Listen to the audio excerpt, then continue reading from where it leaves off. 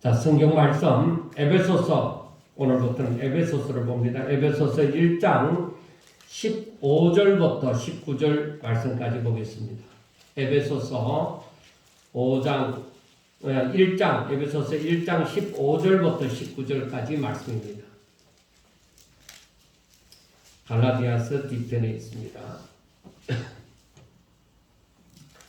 1장 15절, 이로 말미암아 주 예수 안에서 너희 믿음과 모든 성도를 향한 사랑을 나도 듣고 내가 기도할 때에 기억하며 너희로 말미암아 감사하기를 그치지 아니하고 우리 주 예수 그리스도의 하나님 영광의 아버지께서 지혜와 계시의 영을 너희에게 주사 하나님을 알게 하시고 너희 마음의 문을 밝히사 그의 부르심의 소망이 무엇이며 성도 안에서 그 기업의 영광의 풍성함이 무엇이며 그의 힘의 위력으로 역사하심을 따라 믿는 우리에게 베푸신 능력의 지극히 크심이 어떠한 것을 너희로 알게 하시기를 구하노라.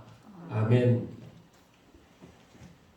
사도 바울이 어디서든지 전도를 하고 복음을 전하고 난 다음에 교회를 설립하고 난 다음에는 그 교회 성도들에게 바라는 바가 있습니다. 그 교회를 설립할 때는 분명히 목적이 있어서 교회를 설립했고, 그리고 교회를 설립하고 나면은 이제 그 교회 성도들을 향해서 바라는 바가 있습니다. 그것은 한마디로 말해서 뭐 교회를 설립하고 난 다음에 그 무엇을 바라겠어요? 다 모든 성도들이 다 하나님을 잘 믿는 자가 되기를 바라는 그것입니다. 이러한 마음은 진실로 하나님의 일꾼이 되어져서 일하는 모든 사람들이 가지는 그런 마음일 것입니다. 교회를 설립해 놓고 내가 이제 이 성도들이 많아져서 내가 유명한 사람이 될 테다. 이 교회에 돈을 많이 벌여 들어갔고 뭐 구제를 많이 할 것이다. 아마 그런 마음보다는 진실된 성도라고 하면은 모든 성도들이 하나님을 잘 믿는 자가 되어졌으면 좋겠다 하는 그런 마음을 가질 것입니다. 자, 오늘도 우리가 이 에베소서를 오늘 이제 1장부터 보게 되어지는데, 에베소서를 처음 시작하면서 느낄 수 있는 것은, 물론 1장 3절에서부터 14절까지의 말씀을 보면서 하나님, 그러니까 성부 하나님, 성자 예수님, 성령 하나님의 그 구속사에 대해서 말씀이 먼저 중요한 부분입니다. 이 에베소서 1장 3절에서부터 14절까지 나오는 말씀은 아주 중요한 말씀입니다. 그런데 그걸 아는 것도 참 중요한데, 저는 그 편지를 쓰면은 편지 쓰는 자의 마음이 있을 거 아니에요. 그 마음이 오히려 바울의 기도에서 나온다고 보고 15절부터 19절에 있는 말씀을 가만히 보면은 느낄 수 있는 것이 바울의 마음입니다. 구속사는 우리가 익히 많이 들어서 알고 있지만은, 그런데 이 바울의 마음, 이 에베소 교회 성도들을 향해서 바라는 그 바울의 그 기도에서 그 바울의 마음을 이길 수 있는데, 먼저 바울은 에베소서 1장 3절에서부터 14절까지 이르러서 하나님께서 인간을 구속하고자 구속하시는 그 과정, 그러니까 그 구속사에 대해서 먼저 말씀을 하고 있습니다. 그러니까 성부, 성자, 성령이 이 인간을 구속하는 데 있어서 이루어가는 그 모든 과정을 얘기를 합니다. 우리는 신앙생활을 하는 데 있어서 교회 다니는 거, 물론 교회를 다녀야 이 성경 말씀에 대해서 제대로 이해를 할 수가 있고, 설교 말씀을 들으면서 하나님이 어떤 분이시고 또 어떻게 일하셨구나 하는 것을 알 수가 있겠지만은, 그러나 무엇보다도 중요한 것이 이 구속사에 대해서 하나님께서 인간을 사랑하시고 인간을 구원하시고자 하나님께서 일하시는 걸, 그것을 알아야 되는 거예요. 그러니까 이 과거에는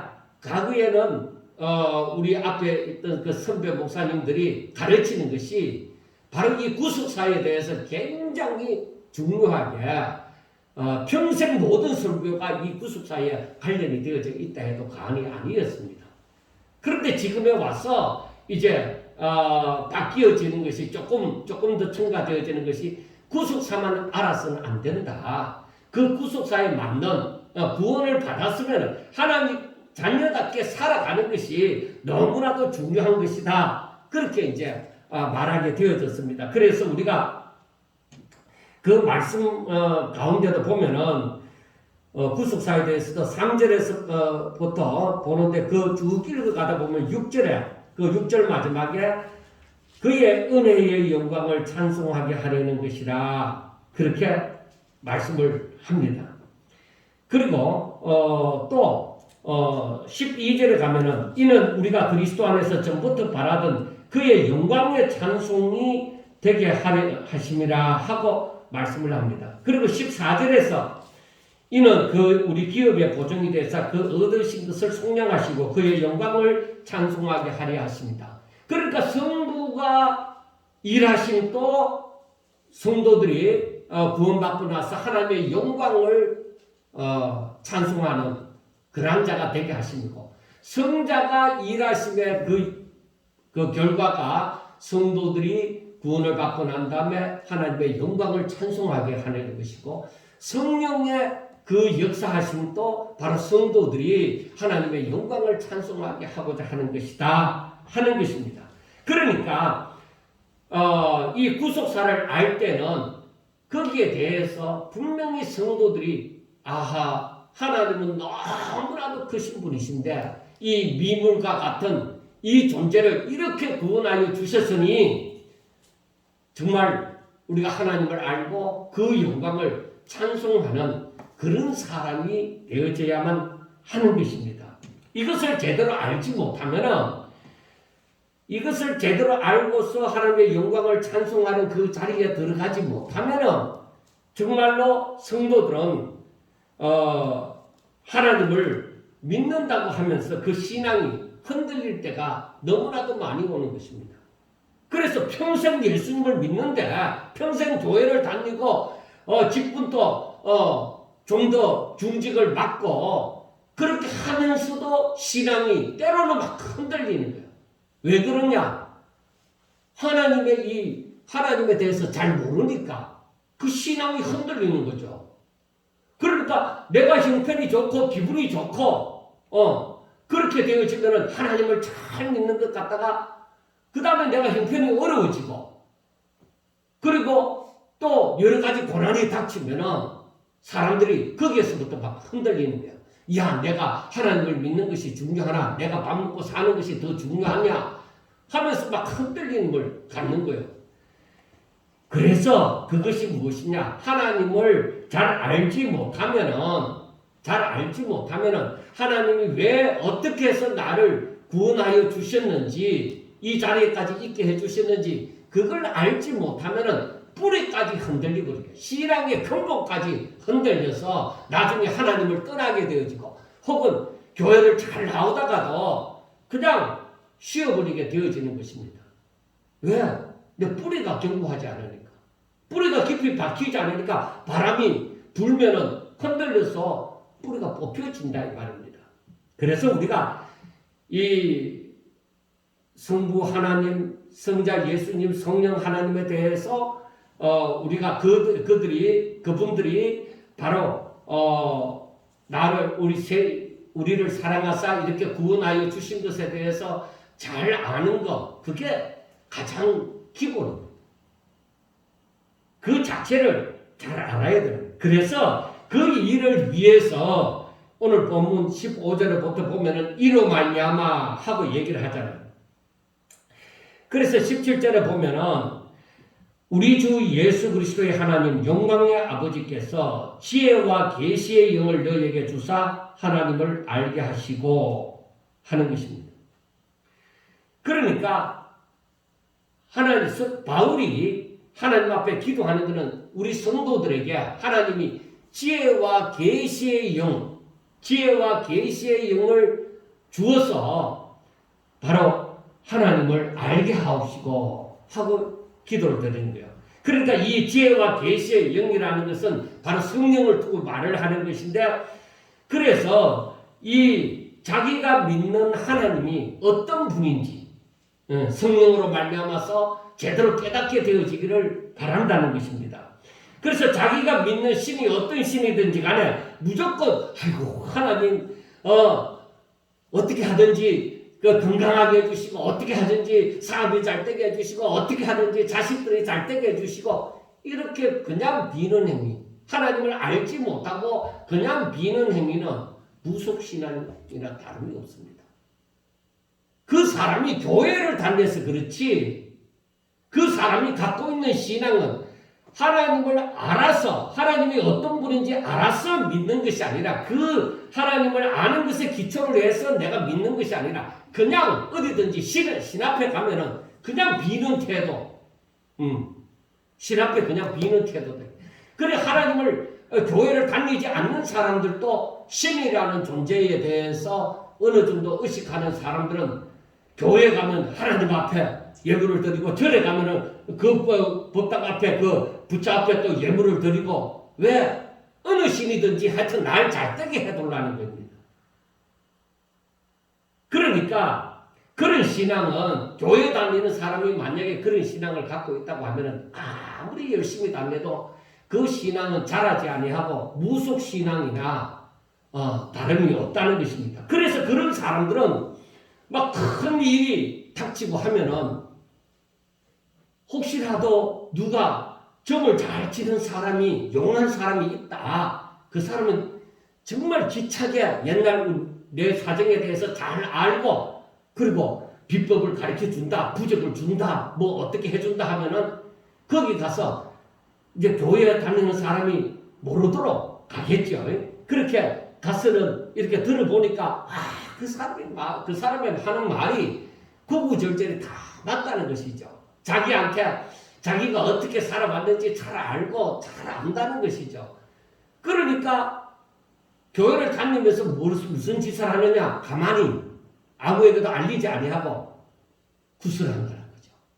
그래 집에서 구슬하는 것이 아니라 그 사람들은 저 산에 어디 한쪽 구석에 가서 구슬하는 것이죠. 그런데 그게 무슨 신앙인가? 하나님을 믿는 사람인가? 전적으로 그러면은 어떤 다른 신을 믿는 사람인가? 이것도 저것도 없어요. 그래서 그런 사람들은 바람에 흔들리는 갈대와 같이 교회를 다녀도 누가 이렇게 말을 하면은 귀가 솔깃하고 또 누가 다르게 말하면 또 그게 그런가 싶어서 또 이쪽으로 갔다가 저쪽으로 갔다가 막 흔들리기 시작하는 것입니다. 그러므로 우리가 하나님을 제대로 안다고 하는 것은 하나님을 잘 믿을 수 있는 기초가 되는 것입니다. 그래서 항상 제가 안 믿는 가정에 태어나서 정말 절에도 가보고 굿하는 것도 보고 뭐 여러 가지를 점치는 것도 보고 그렇게 하면서 제가 느낀 바가 있습니다.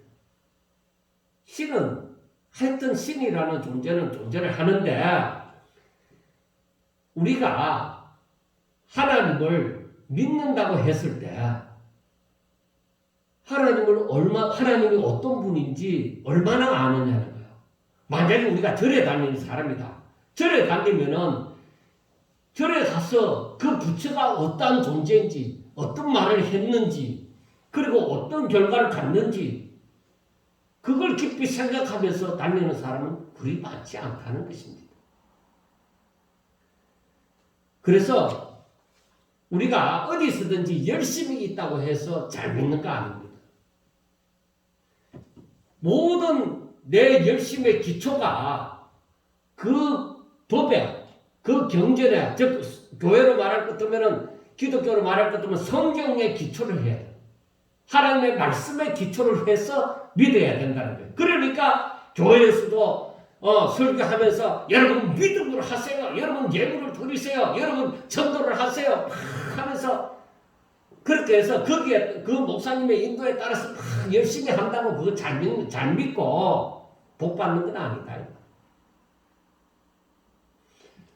성경을 읽으면서 깨닫는 것은 하나님의 명령이 분명하게 나타납니다.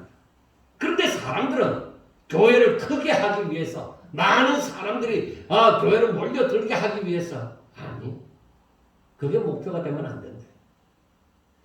정말로 하나님을 믿고자 하는 사람들이 하나님이 어떤 분인지, 하나님이 무엇을 명령하셨는지, 우리가 어떻게 살아야 되는 건지, 그것을 분명히 그것을 찾아보아서 그걸 가르쳐야 되는 거예요.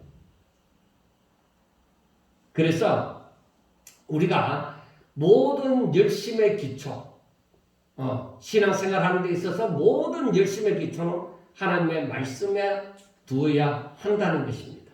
그래서 사도 바울이 여기서 17절 말씀 보면 지혜와 계시의 영을 주사 하나님을 알게 하옵시고.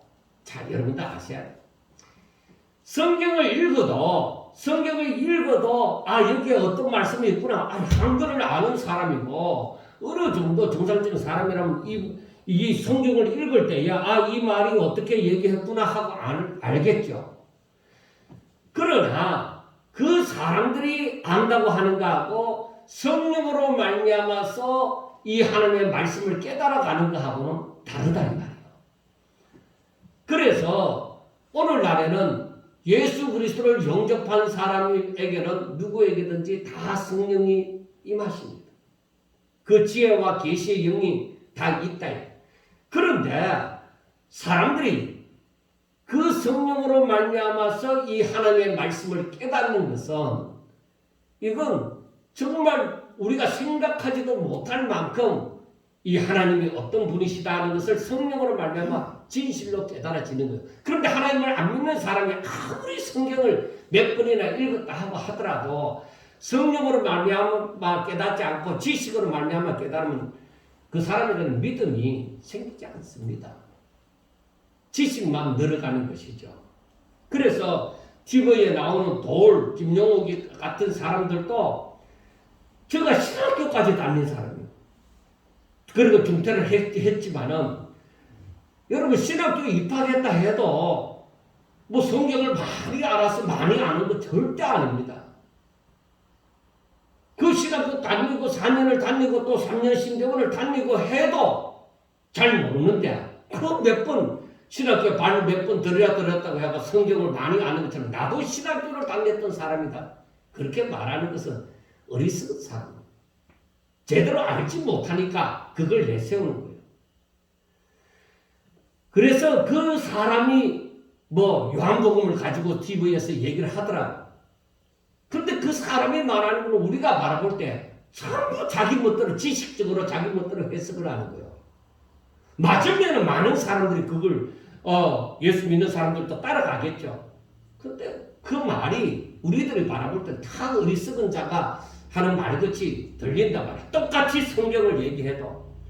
그러니까 바울이 하는 말이 기도하는 것이 하나님께서 지혜와 계시의 영을 저희들에게 주사 하고 말을 하는 거예요. 그러니까 그 성령으로 말미암아서 이 하나님의 말씀이 깨달아져야 되는 거예요. 그게 달라지는 거예요. 그래서 그 하나님을 알게, 이제 하나님이 어떤 분이시라는 것을 알게 되어지고 그 말씀을 순종하고 하나님 앞에 기도하고 함으로써 하나님 앞에 하나님과 깊은 교제를 나누면서 그 사랑의 깊이와 너비와 길이를 알기를 원하는 거예요. 그래서 하나님의 그 크신 하나님에 대해서 점점 더 알아가기를 원했던 거예요. 그런데 우리가 여기에서 1장에서 바울의 기도를 보잖아요. 그런데 뒤에 넘어가서 에베소서 3장에 가면 또 바울의 기도가 나와요. 거기에 보면은 에베소서 3장 18절과 19절에 보면은 이 비슷한 부분에 기도가 나오는데 능히 모든 성도와 함께 지식에 넘치는 그리스도의 사랑을 알고 그 너비와 깊이와 높이가 어떠함을 깨달아 하나님의 모든 충만하신 것으로 너희에게 충만하게 하시기를 구하노라. 그러니까 이 하나님에 대해서 알아가면 알아갈수록 우리들에게 바로 성령의 충만함이 일어나는 거예요. 그래서 방문을 한다고 해갖고 막 교회 보면은 보통 교회 영상을 보면은 교회에서 막 열심히 통성기도 하는 것을 대체적으로 보여주는데 그렇게 한다고 잘 믿는 게 아니다 이 말이에요. 정말로 하나님의 말씀을 깨달아서 하나님이 어떤 분이신지 제대로 알고 그렇게 함으로 말미암아 하나님의 말씀을 순종하게 되어지고 아멘할 수 있어서 그 순종하는 자리에까지 이르게 되어지고 그게 바로 성령의 충만함이에요. 그래서 그 성령께서 우리에게 역사하시는 것이 바로 우리로 하여금 하나님을 알게 하시고 그 하나님의 말씀을 순종하는 자가 되어지기를 원하는 거예요. 자, 그래서 이 1장에서 바울의 기도와 함께 이 3장에서도 바로 사도 바울이 성도들이 어떤 사람이 되어지기를 바라는지 어떤 결과가 일어나기를 바라는지 그게 나타나는 것이죠. 그러니까 너희들이 하나님께서 지혜와 계시의 영을 주사 너희들이 하나님을 크신 하나님에 대해서 잘 알기를 원한다. 그렇게 말을 하는 겁니다.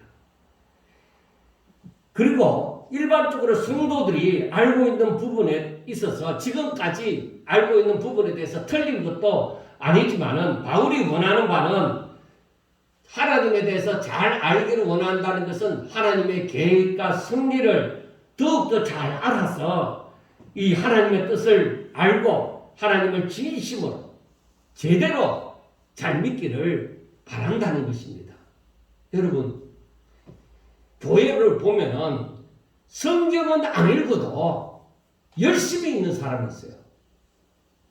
그 사람들은 그 사람이 만약에 다른 종교를 가졌다고 하더라도 그 사람은 열심히 있을 거예요. 그건 성격이에요.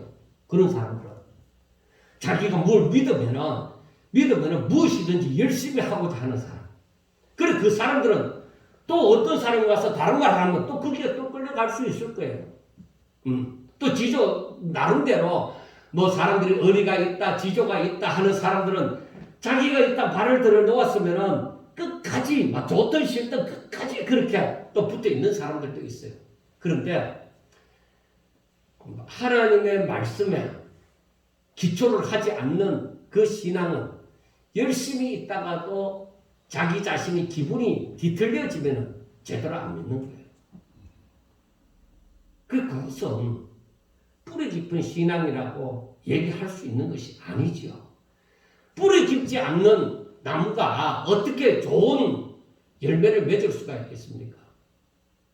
그런 사람들은 진정한 신앙의 열매, 믿음의 결실을 보기가 힘든다는 것이죠. 그래서 바울은 3절에서부터 14절에 이르기까지 그 성부와 성자와 성령이 역사하사 우리를 구속하기 위해서 일하심을 나타내 보여주면서 그 마지막에는 뭐예요? 하나님의 영광을 찬송하는 자가 되게 하기 위해서다. 그래서 사람의 제일 된 목적이 무엇이냐? 그래서 소요리 문답 제1문 1답에 나오는 게 바로 그거잖아요. 사람의 제일 되는 목적은 하나님 앞에 영광 돌리는 것이다. 그렇게 나오잖아요. 그리고 17절 다음에 18절에 보면은 너희 마음의 눈을 밝히사 그의 부르심의 소망이 무엇이며 하고 말을 합니다. 그러니까 17절에 지혜와 계시의 영을 너희에게 주사 18절에는 너희 마음의 눈을 밝히사 그러니까 우리에게 성령이 임하여서 우리 가운데 활발하게 활동하게 되어질 때에 지혜와 계시의 영이 임한 것인지 그리고 마음의 눈이 내가 밝아진 것인지 그것들이 무엇을 의미하는지를 알게 되는 거예요. 그래서 사람들이 일부러 기도원이나 어디에 가면은 하나님 이 사람들에게 지각을 열어주시고 영감을 열어주시고 하고 얘기합니다. 그런데 여러분 이게 이제 근거가 어디에 있냐면 바로 에베소서 1장 17절과 18절 말씀인데 지혜와 계시의 영을 주사 그리고 이제 마음의 눈을 밝히사 하고 얘기합니다. 그래 이것은 바로 뭐냐면은 지각을 열어서 하나님의 말씀을 깨닫게 해주시고 영안을 열어서 하나님의 역사가 어떠한지 그걸 보게 해달라는 그런 말씀입니다. 그래서 우리가 예수님을 영접한 자들에게는 우리가 잘 알고 있는 것처럼 모두에게 성령이 임하십니다. 성령이 임하십니다. 그 모든 성도들이 성령으로 말미암아 하나님을 알게 되고 그의 부르심의 소망이 무엇인지를 알게 되어지는 것입니다. 그런데 예수 믿는 사람이라고 해서 그래서 예수님 믿는 사람이면 다 성령이 임하는데 그 성령이 임하였다고 해서 그 지각이 열려지고 영안이 열려지느냐? 그렇지 않습니다. 그리고 이런 부분을 또 어떤 사람은 열심히 기도해가 하나님이 내게 능력을 주셔갖고 막 이걸 알게 해달라고 그러는데 그렇게 되어지는 것은 없습니다. 그러니까 만약에 성령이 임했다고 해서 내가 예수 그리스도를 영접해서 성령이 내 안에 임했다고 해서 이게 전부 다 알아질 것 같으면 바울이 이런 기도를 할 필요가 없는 것이죠. 저절로 될 것 같으면. 만약에 저절로 될 것 같으면 예수 오래 믿은 사람들은 성경에 대해서 잘 알아야 되죠. 근데 그렇지 않잖아요. 아무리 오래 믿어도 하나님에 대해서 모르는 사람은 몰라요. 그러니까 바울의 기도에서 모든 것이 하나님의 약속한 이 모든 것이 이루어지는 것은 성령의 역사로 말미암아서 이루어진다 이 말이에요. 성령의 역사로 말미암아서 이루어지는데 그러면은 우리가 성령이 임하면 가만히 있어도 이것을 다 알게 되느냐 하면은 그렇지가 않다는 것입니다. 자, 10편 19편 9절에서 10절의 말씀을 인용을 하면은 여호와를 경외하는 도는 정결하여 영원까지 이르고 여호와의 법도 진실하여 다 어려우니 금 곧 많은 순금보다 더 사모할 것이며 꿀과 송이꿀보다 더 달도다. 그러니까 하나님의 말씀을 알려고 더 사모함이 있어야 된다는 거죠. 내가 하나님을 알고자 해야 이제 성령이 그 가운데서 역사를 한다는 거죠. 그런데 아무리 내 안에 성령이 있어도 내가 알고자 하지 아니하고 내가 신경 쓰지 아니하고 내가 열심을 내지 아니하면 내 안에 성령은 가만히 계시는 거예요. 활발히 활동을 할 수가 없어요. 내가 사모하고 막 그럴 때에 성령이 내가 사모하는 것에 대해서 역사를 하는 거죠. 그래서 베드로전서 2장 2절 보면은 갓난 아이들 같이 순전하고 신령한 저절 사모하라. 이는 그로 말미암아 너희로 구원에 이르도록 자라게 합니다. 그러니까 너희들이 순전하고 신령한 즉 하나님의 말씀을 사모하라. 너희들이 그것을 사모하여야 너희들의 구원에 이르는 지식이 더욱더 자라게 되어진다는 거죠. 즉 신앙이 믿음이 자라게 되어진다는 것입니다. 그래서 제가 이 교회를 다니면서 목사가 되어지면서 계속 이 가르치는 데 있어서 정말 중요한 것이 무엇인가, 무엇을 가르쳐야 되고 어떻게 가르쳐야 되고 하는 것에 대해서 고민을 하면서 느낀 결과가 지금에 이르는 결과가 무엇이냐? 하나님을 알지 못하고서 성경이 무엇을 말하는지 알지 못하고서 잘 믿는 사람은 없다. 믿음 좋은 사람은 없다. 성경에 보면은 분명히 사모하는 사람들에게 이러한 역사가 일어나는 것이다 이 말이에요. 그 사모하는 자는 이 성령이 주님을 영접했으니까 그 성령이 안에 계신 성령이 내가 사모하고 알려고 하고 하니까 나를 도우신 성령은 내가 신앙생활 잘하도록 하나님의 말씀을 잘 순종하고 하나님 앞에 영광을 돌릴 수 있도록 돕는 자다 이 말이에요. 그러니까 보혜사다 이거예요. 그래서 우리가 신앙생활을 잘 할 수 있도록 바로 그리스도의 영을 하나님의 영을 우리에게 보내주셨으니 그분이 성령이다 이거예요. 그러니까 내가 사모하고 하나님을 알려고 하고 그렇게 되어질 때에 이 성령이 활발히 역사를 해서 내게 충만함이 이루어지는 것이죠. 그냥 가만히 있는데 아무것도 알지 못하고 그냥 교회 와서 하나님 어쨌든지 잘 되게 해주세요 하는 그런 무속적으로 샤머니즘적인 비는 기도에 대해서 그런 사람들은 설사 하나님의 그 기도를 들어주셨다 해도 그 사람 신앙은 안 자랍니다. 믿음은 자라지 않습니다. 그걸 우리가 분명하게 아셔야 됩니다. 그래서 요한복음 14장 26절에 보면은 보혜사 곧 아버지께서 내 이름으로 보내실 성령 그가 너희에게 모든 것을 가르치고 내가 너희에게 말한 모든 것을 생각나게 하리라. 그래 그 말씀이 바로 무엇이냐? 하나님이 성령을 우리에게 보내주신 것은 하나님의 말씀이 즉 성경이 생각나게 하고 그걸 깨닫게 해주시고 우리에게 이 말씀이 무엇인지 점점 더 알아갈 수 있도록 도우시는 일을 한다는 것이죠. 그래서 성령은 진리의 영이시라고 얘기하잖아요. 그리고 우리를 돕는 자라고 하잖아요. 우리가 신앙생활을 잘하고자 하면 할수록 하나님의 말씀을 알고자 하면 할수록 우리를 돕는 분이 바로 성령이시에요. 그러니까 하나님을 믿지 않는 자들은 그 성령을 받지 못했잖아요. 그러니까 아무리 저들이 주워들은 얘기로 성경에 대해서 많이 알고 있다고 하더라도 이 하나님의 말씀, 이 진리에 대해서 제대로 깨달을 수는 없다는 것입니다. 그래서 믿는 자가 성경을 보는 것과 안 믿는 자가 성경을 보는 것은 깨달음이 천지 차이입니다.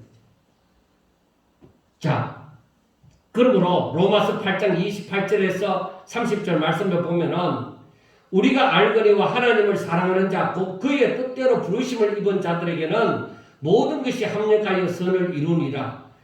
하나님이 미리 아신 자들 또한 그 아들의 형상을 본받게 하기 위하여 미리 정하셨으니 이는 그로 많은 형제들 중에서 맏아들이 되게 하려 하심이라. 이와 같이 하나님의 부르심을 받은 자들이 가질 소망이 무엇인지를 알게 되는 것이고 이것을 붙들고 믿음으로 더욱더 강하고 담대해지고 어떤 어려운 일이 닥쳐도 이 소망을 가지고 낙심하지 않게 된다는 거예요. 그런데 안 믿는 사람이 만약에 이런 얘기를 들으면 이걸 믿겠나요? 왜? 안 믿는 세계에서는 이게 이루어지는 이런 일이 일어나는 일이 없으니까. 그래서 안 믿는 사람들은 혹시라도 뭐가 어떻게 되면 우연이라고 얘기하죠. 그런데 믿는 사람, 하나님을 믿고 믿음으로 한 사람들은 우연이 아니라 필연이죠. 당연히 하나님의 약속이 그러하니까 그렇게 되어졌다고 하는 것입니다. 그래서 믿는 사람들은 더욱더 믿음으로 살게 되어지죠. 그래서 성경이 말하는 바가 의인은 믿음으로 살리라고 말씀을 하는 거예요. 자, 그리고 18절 오늘 에베소서 1장 18절 하반절에 보면은 성도 안에서 그 기업의 영광의 풍성함이 무엇이며 하고 말을 합니다. 바울은 성도들이 앞으로 받게 될 그 기업의 영광의 풍성함이 무엇인지를 알기를 원했습니다. 성도의 소망의 내용이라고 할 수 있는 천국 기업의 차고 넘치는 영광의 풍족함을 알기를 소원했다는 것입니다. 그러니까 내가 예수 믿고 난 다음에 앞으로 내 소망이 어떠한지 어떤 소망이 있는지 그걸 모르고 사는 믿는 사람들은 도대체 어떻게 믿는 거예요? 그 사람들은 그냥 내가 기도해서 내가 하나님 앞에 내 소원을 기도를 해서 하나님이 이 땅에서 내가 잘 먹고 잘 사는 거 무슨 일이든지 형통하게 되어지는 거 그것만 바라는 거죠. 그러니까 이 사람들은 천국에 대한 소망에 대해서는 잘 알지를 못하는 거예요. 그래서 계시록 이 부분이 계시록 21장과 그 22장의 천국의 그 기업에 차고 넘치는 영광과 풍족함을 계시록 21장과 22장이 잘 얘기를 해주고 있어요. 그런데 특히 한 부분을 말씀을 드리면 계시록 21장 7절에 보면은 이기는 자는 이것들을 상속으로 받으리라. 나는 그의 하나님이 되고 그는 내 아들이 되리라. 그러니까 천국을 기업으로 받는 상속자가 되어지고자 한다면은 그의 하나님의 자녀가 될 것 같으면 상속자가 되어지는 거잖아. 그러니까 내 아들이 내 상속자가 되어지는 것이죠. 그러니까 우리가 하나님의 자녀로서의 그 삶을 온전히 살게 되어질 때에 우리는 분명히 소망이 더욱더 커지는 거죠. 내가 하나님의 자녀이면 그 하나님의 그 상속자가 되어진다는 것입니다. 그리고 에베소서 1장 5절에 보면은 그 기쁘신 뜻대로 우리를 예정하사 예수 그리스도로 말미암아 자기의 아들들이 되게 하셨으니 하고 말씀을 합니다. 그러니까 하나님께서 우리를 예정해서 바로 하나님의 자녀가 되게 하셨다는 것입니다. 그래서 하나님은 우리로 하여금 상속자, 하나님의 자녀 되게 만들어서 하나님의 그 전국 기업의 상속자가 되게 하신 것입니다. 그런데 우리가 에베소서 1장 3절을 보면은 찬송하리로다 하나님 곧 우리 주 예수 그리스도의 아버지께서 그리스도 안에서 하늘에 속한 모든 신령한 복을 우리에게 주시되 그 복을 누가 받느냐? 하나님의 자녀. 그래서 내가 하나님의 자녀라는 사실, 내가 하나님의 그 놀라운 사랑으로 말미암아서 내가 하나님의 자녀가 되어졌다는 그 사실을 확신하는 사람들은 내가 하나님의 그 신령한 복을 받는 줄로 믿는 것이죠.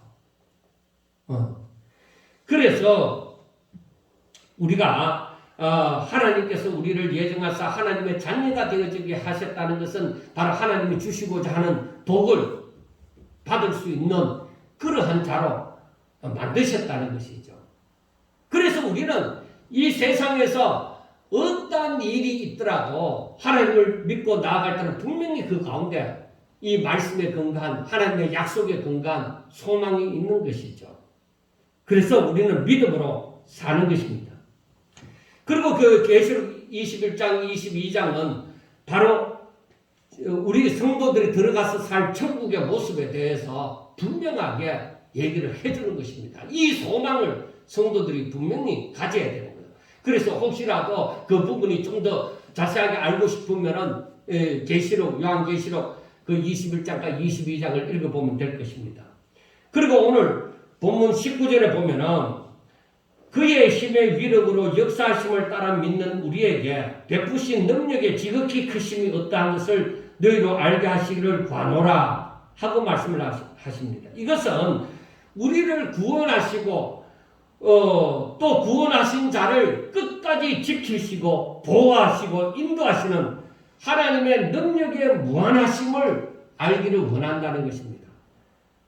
애굽에서 출애굽한 그 이스라엘 백성들이 광야로 나와서 정말로 자신들이 믿는 하나님에 대해서 제대로 알았더라면은 하나님을 배반하는 그런 일이 없었을 것입니다. 그리고 광야에서 40년 동안 고생하면서 돌아다닐 이유도 없었을 것입니다.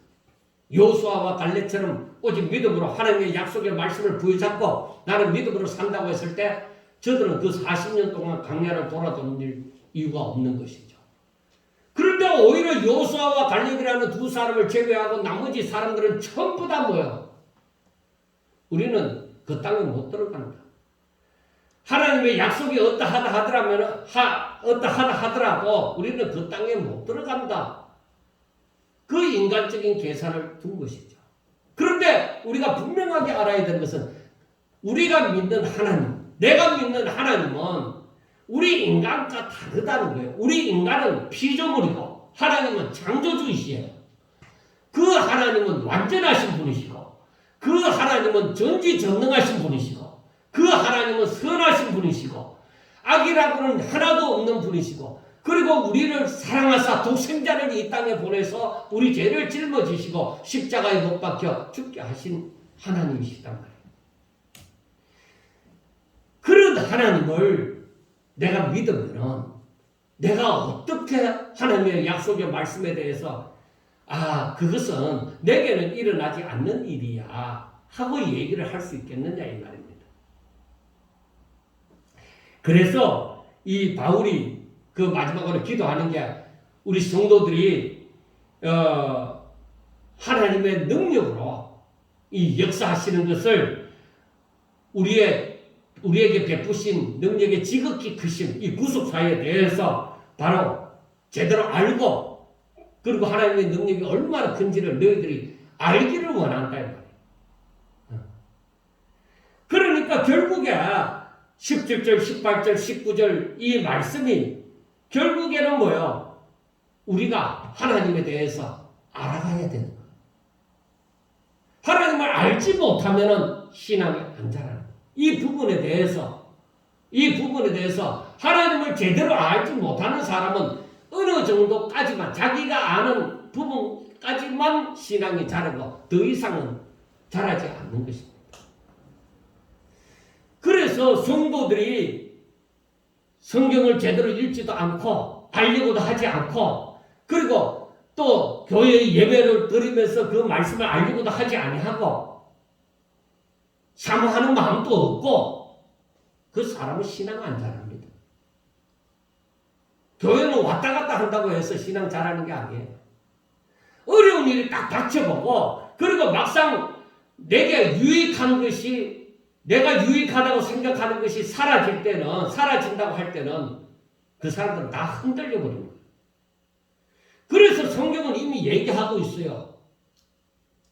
성경에서는 바로 바람에 날리는 겨와 같다. 그런 사람들은 추수를 할 때에 쭉정이와 같이 바람에 다 날려가는 겨다.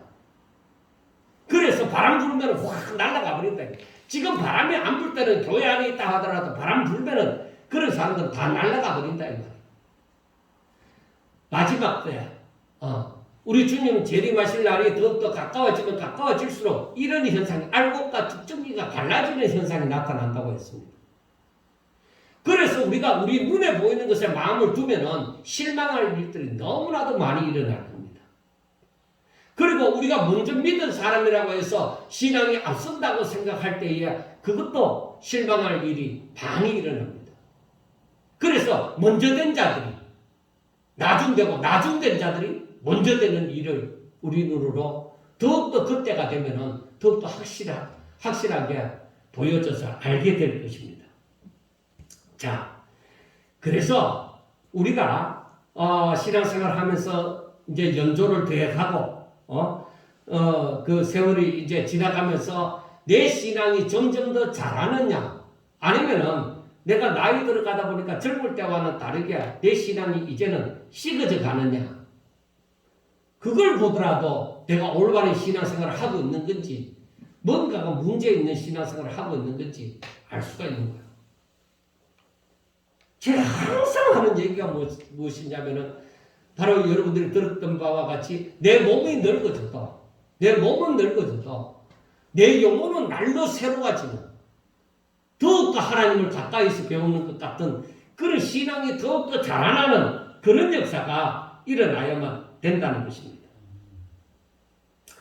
자, 우리가 성경을 보면서 성경을 읽더라도 사모하면서 즉 알기를 원해서 읽는 거와 그냥 내가 하루에 몇 장씩 읽을 거야 하고 그냥 막 읽어가는 거와는 다릅니다.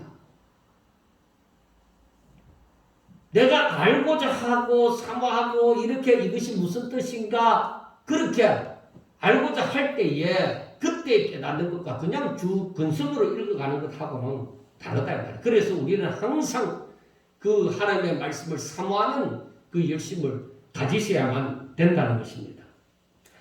자, 우리가 1장 앞부분에 3절과 14절에서 성부와 성자와 성령의 역사하심을 제대로 알게 되므로 창조주이시고 전지전능하시고 선하신 하나님께서 정말 보잘것없는 세상의 미물에 지나지 않는 사람들을 어떻게 이렇게 사랑하사 하나님이 독생자를 보내주시는 그 놀라운 사랑과 능력으로 이러한 은혜를 베풀어 주셨는지 이걸 제대로 깨닫는 것이 너무너무 중요합니다.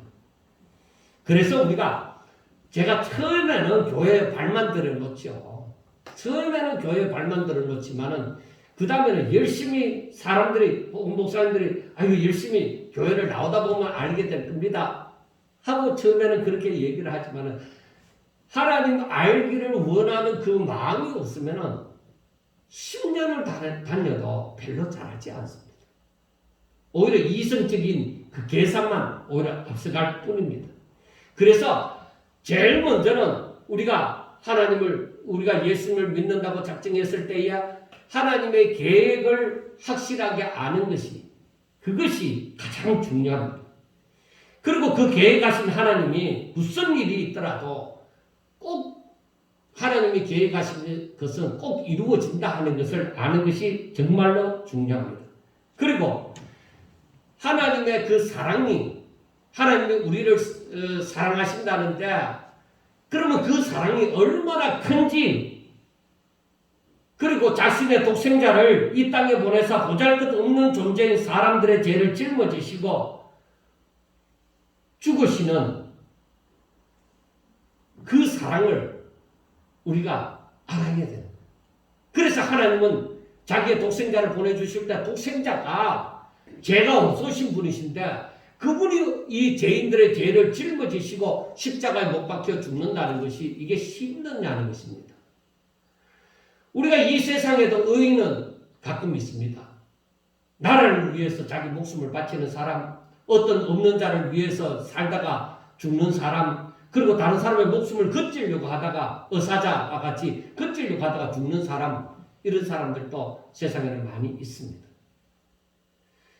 그런데 그 일이 쉽지 않잖아요.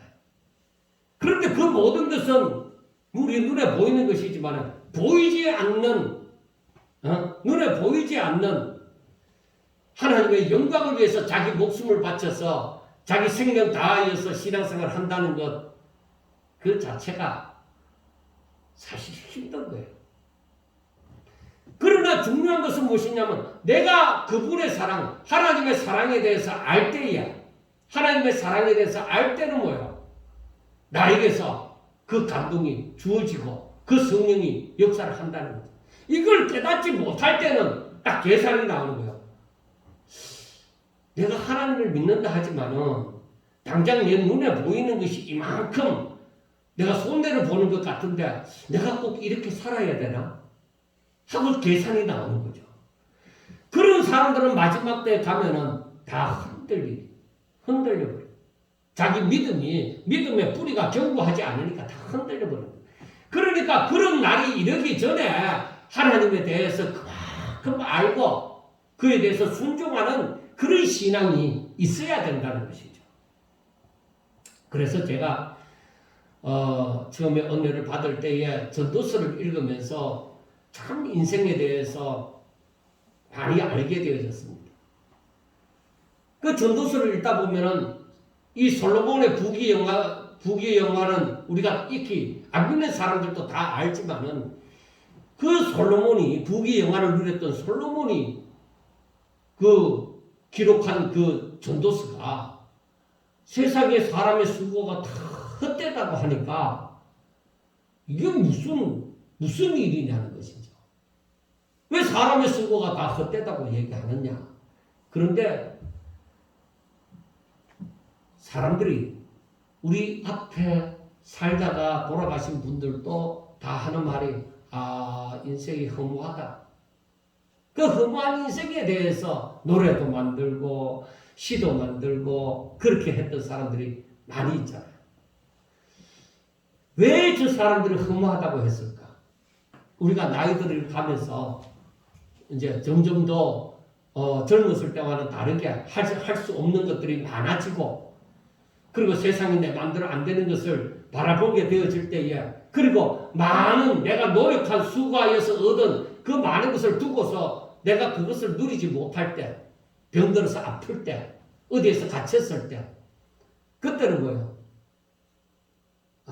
내가 무엇을 위해 살았던가? 내가 이렇게 되려고 내가 그렇게 잠 안 자고 노력했나? 그 허무함이 있는 거예요. 그래서 우리 이 성경에서는 바로 말씀하는 것이 바로 너희들은 먼저 그의 나라와 그의 의를 위하여 살라고 얘기해요. 그의 의를 구하라고 얘기하잖아요.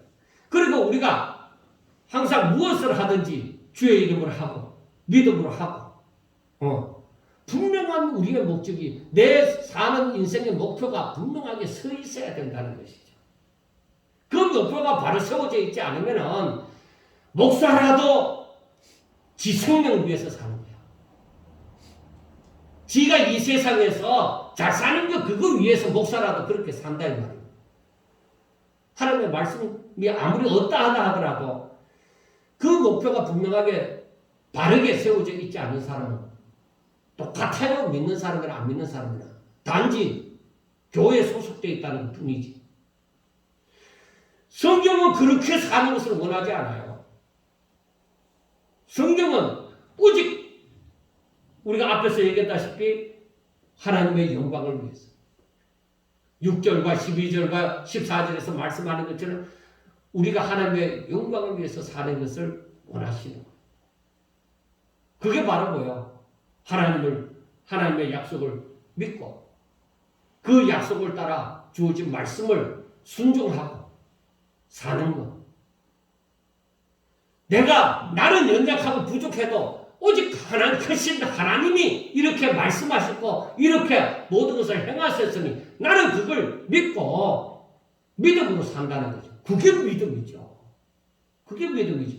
그냥 어떻게 하든지 잘 되게 해주지. 그게 믿음이 아니에요. 자, 우리가 사람들이 이러한 사랑을 받게 하도록 위해서 하나님을 거룩한 자녀로 삼으십니다. 하나님께서 예수님을 이 땅에 보내신 것도 우리로 하여금 거룩하고 흠이 없는 하나님의 자녀로 삼게 하기 위해서. 여러분, 예수 믿는 사람이 때로는 손가락질을 많이 받습니다. 왜? 예수 믿는 사람도 잘못하는 일이 완전한 존재가 아니다 보니까 잘못하는 일이 많으니까 분명히 손가락질을 받습니다. 그런데 이 사람들이 손가락질을 받는 그런 부족한 존재라 할지라도 하나님께서는 저들의 죄를 짊어지시고 십자가에 못 박혀 죽으셨다는 것을 이들은 믿는단 말이에요. 그래도 죄 지은 것이 잘난 것이 아닙니다. 부족하고 연약해서 죄를 짓습니다. 짓지만은 하나님 앞에 하나님, 내가 또 부족하고 연약해서 또 이런 죄를 범했습니다. 내가 좀 이런 죄를 짓지 않고 살게 해주세요. 그렇게 기도하는 믿음의 사람이라는 것이 바로 그렇게 기도하는 것이죠. 하나님 앞에 거룩하고 흠이 없는 자녀답게 살기 위해서. 하나님은 나에게 그런 신분을 주었어요. 하나님의 자녀라는 그 신분을 주셨어요. 그런데 내가 그 자녀답게 살지 못하니까 하나님 앞에 기도를 하는 거죠. 그런데 내가 정말로 그 자녀답게 살 때는 뭐야? 하나님께서 영광을 받으시는 것이죠. 그래서 하나님께서 우리를 이 하나님의 자녀답게 살게 하기 위하여서 우리에게 그 하나님의 영이신 보혜사 성령을 보내주셔서 하나님의 자녀답게 살게 해주시고 그리고 하나님의 약속하신 그 신령한 복을 누리고 또 누릴 수 있도록 하시는 것입니다. 실로 바울은 성도들이 이러한 비밀하고 신령한 진리를 깊이 깨달아 알기를 강구했습니다. 왜냐하면 이 진리들이야말로 제약된 세상 가운데 살아가는 우리들의 신앙을 더욱더 돈독하게 하고 영원한 소망과 기쁨 가운데 살아갈 수 있게 하기 때문입니다. 진정 우리는 성령을 통해서 우리 삶의 전 영역을 통해서 하나님의 권능과 지혜와 하나님의 신령한 뜻을 깊이 알고 온전한 믿음을 소유할 수 있도록 하여야겠습니다. 사랑하는 여러분, 하나님의 원하심은 무엇입니까? 성도들이 하나님의 자녀된 자들이 오직 하나님을 잘 알게 되므로 하나님의 은혜와 영광을 찬송하기를 원하시는 것입니다. 그러므로 우리들의 삶의 목표는 우리가 잘 먹고 잘 사는 것이 아니라 그건 우리가 하나님을 믿을 때에 하나님께서 때를 따라서 우리에게 주시는 은혜입니다. 그러니까 그것을 목표로 삼는 것이 아니라 우리는 오직 하나님의 은혜의 영광을 찬송하는 것을 목표로 삼는 자가 되셔야 될 것입니다. 지금 또 우리가 이러한 목표를 가지지 못하였다면 아직도 미성숙한 성도라고 볼 수가 있습니다. 그러므로 하나님을 알면 알수록 소망이 커지고 믿음이 자라나게 되는 것입니다. 그래서 우리가 소망은 더 커지면서 확신에 찬 모습으로 더욱더 하나님을 찬양하며 의지하는 자가 될 것입니다. 우리 모든 성도들이 바울이 기도하는 것과 같이 하나님 알기를 더욱더 사모하고 더욱더 하나님과 깊은 교제를 함으로 하나님 보시기에 정말 너는 내 자녀답다. 하나님의 자녀답다. 네가 정말로 내 말을 확실하게 믿고 그렇게 살구나. 그래 하나님께서 기뻐하는 성도가 되기를 바라는 것이죠. 우리 모든 성도들이 이렇게 부모가 말 잘 듣는 자식을 볼 때에 흐뭇함, 그것보다 더 크게 하나님께서는 우리가 하나님의 말씀을 잘 순종할 때에 정말 너무나도 기뻐하시는 줄로 믿습니다.